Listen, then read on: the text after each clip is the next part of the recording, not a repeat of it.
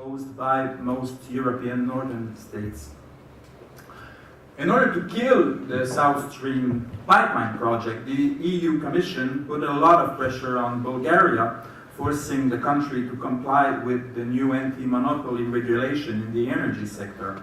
I'm referring here to the third energy package that actually entered into force in 2009. There were a few moments during this saga where one got the impression that Gazprom was about to go ahead and with the project, but at the end, the European Union finally achieved its goal to prevent Russian gas company to take control over energy distribution in this part of Europe. And by the same token, the European Union also thwarted Russia's plan to circumvent Ukraine territory for its gas export to Europe by 2019, which was the initial plan. You might think, well, that this European-Russian quagmire over Russian gas market has not much to do with Turkey, but this actually is not longer the case after the historic visit that Mr. Putin made to Ankara in December 2014, when all of a sudden there were no more South Stream pipeline, but they were instead a newly born project called the Turkish Stream pipeline.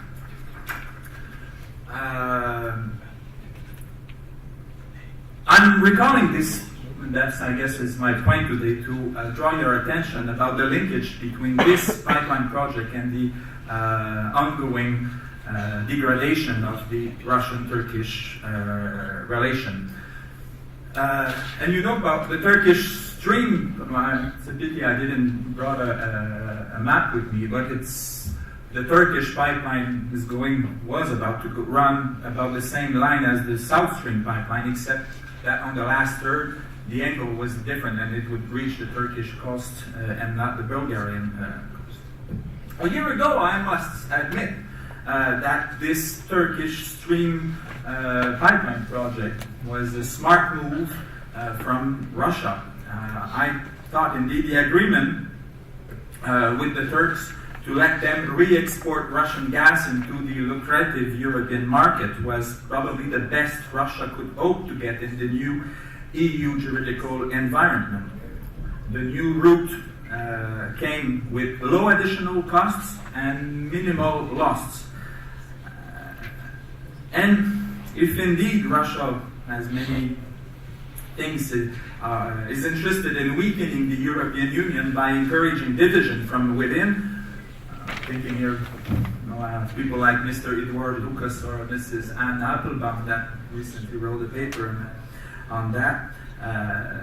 Well, the Turkish Stream project would help Russia to achieve its goal in considering that most Balkan states would not be very happy towards Brussels bureaucrat giving this opportunity to Turkey to play such an important role as a major gas hub in the region. And of course, as everyone knows, Russia and Turkey have different positions on many international issues, Crimea annexation being in 2014 just the latest among long-standing ones, like the Nagorno-Karabakh problem. But considering that so far Turkey and Russia had managed to put aside disagreements in order to develop a good win-win commercial relationship, I thought the deal between Moscow and Ankara was fair enough to hold.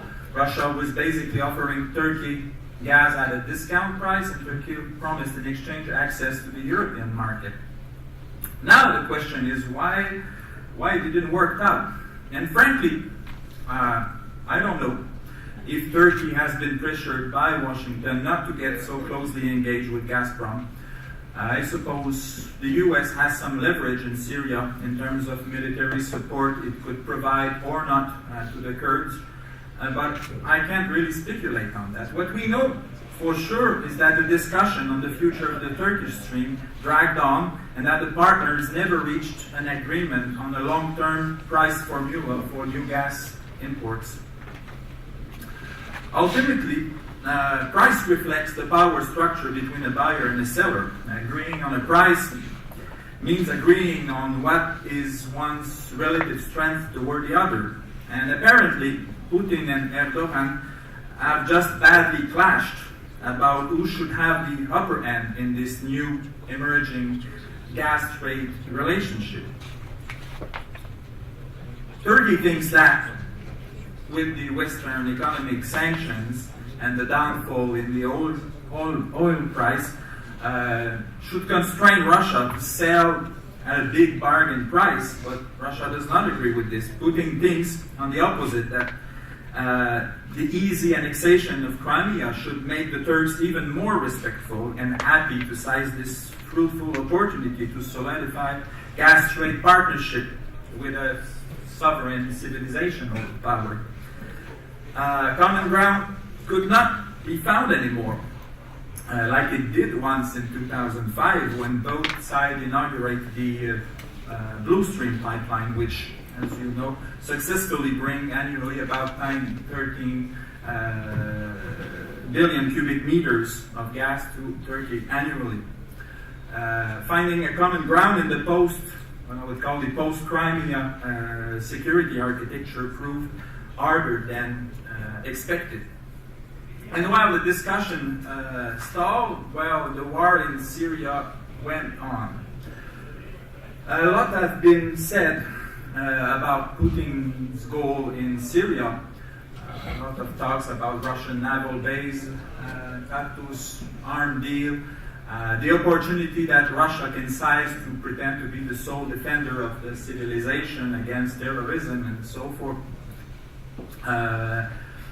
But this gas issue, I believe, is one important dimension which is frequently omitted. Again, it's a pity I didn't bring a map with me, but if you look at the geographic of the region, if in the case where the Sunnite rebel would get the upper end in the civil war against the Assad regime, in the long term, Turkey could eventually hope to connect the Persian Gulf gas reserve and to become a super gas hub, totally autonomous from Russian gas delivery. Of course, this is long-term geopolitical thinking, but I would argue that the Kremlin has such a long-term perspectives on geopolitics. And considering the size of the European gas market, we're talking here about $60 billion, it seems obvious to me that Russia would never let that happen without a fight. And in fact, it didn't. As you know, from September 2015, Russian sent forces to Syria. They secured Assad's political position. It rather successfully attacked and weakened the Syrian Sunnite rebels supported by Turkey. And firmly standing against Turkey's geopolitical ambition, Russia even seized the opportunity to install their powerful S-400 anti-aircraft missile system in Syria. I was struck to see how this relational crisis developed very fast. In the wake of the Sukhoi 24 jet attack by Turkey in December 2015, which actually occurred just a year after the announcement of this Turkish stream project, Putin went very far in expressing personal anger against Erdogan, even claiming in the public speech that Halak made him lost his mind. Putin's position is that the Russian-Turkish relation can only be rebuilt after a formal apology and a condemnation of the person responsible for ordering the to shot the jet. And since President Erdogan is in no mood to answer positively to these requests, I doubt the relation can be repaired anytime soon. harsh information battle took place. Viewers and readers got to discover that Erdogan's own son was involved in oil trade with Daesh, and as a result, Turkey now is widely perceived in Russia as a nasty terrorist supporter rival who deserved harsh economic sanctions.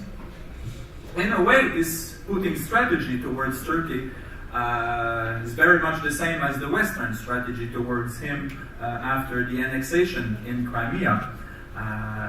Moscow is now applying economic pressure to Turkey, probably in the hope that the Turkish entrepreneur involved in the construction business in Russia would go back to Turkey and support opposition.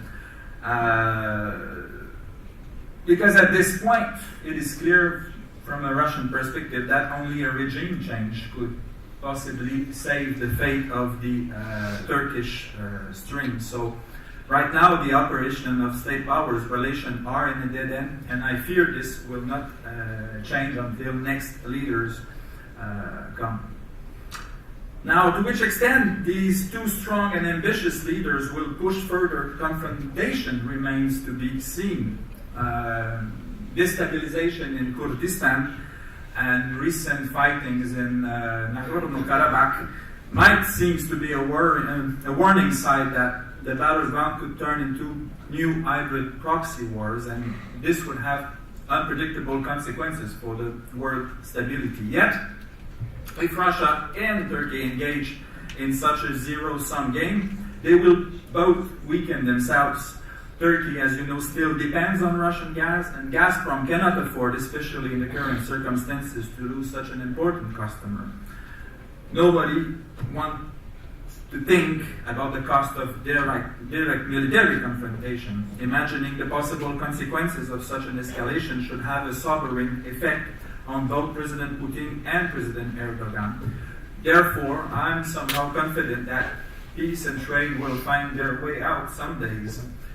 But to conclude with, I would simply like to stress again that this ongoing relational crisis between Russia and Turkey is mainly generated by statements, ambition, and interest. And I wish all my Russian friends and Turkish friends would be aware of this, not to let their relation to be artificially damaged at the societal level. I guess that's it. Thank you, Yann. Thank you very much.